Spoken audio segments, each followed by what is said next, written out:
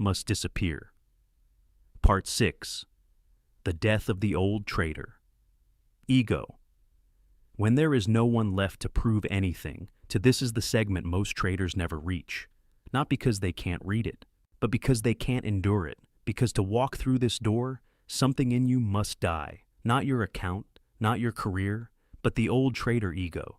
The version of you that always wants to be right, always wants others to recognize you, always wants "I'm not like the crowd," always wants a story to tell after every trade. That version is loud, exhausting, and expensive. Long-term losing traders don't lose because they're stupid. They lose because they equate trading results with self-worth. One losing trade, Najer Responsable. I'm bad. One losing streak. Oh.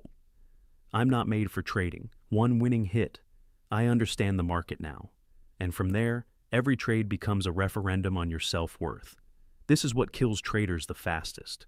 Because when your identity is glued to P&L, you will never cut losses on time, never stay out long enough, never keep calm. You're not trading anymore. You're defending yourself through trading, and the market does not allow that. At some point, if you're truly serious, you will realize a very cold truth.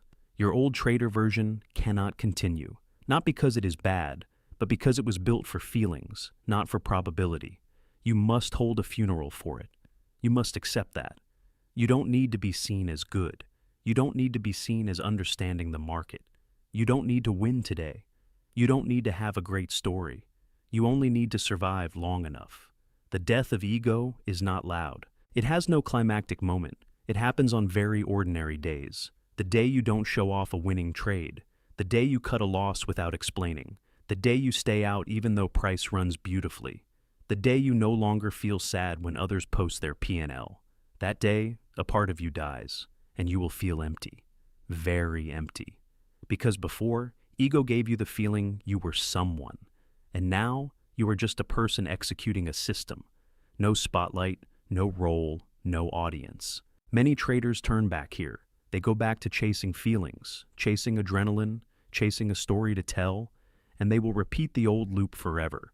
But if you can endure that emptiness, something very different will appear. Not loud confidence, but silent stability. You no longer need to prove, because there is no one left to prove it to. You no longer fear losing, because losing says nothing about you. It only says something about one point inside a probability series. You no longer get excited when you win, because winning doesn't make you more special. It is just a valid outcome. In this state, you begin to trade like someone who has died, but in a very free way. Not pulled, not provoked, not manipulated. You no longer react to the market. You exist alongside it. The market does the market's job. You do your job. No more, no less. This is where a trader begins to have real power. Not power over price, but power over themselves. And this power has a very clear sign.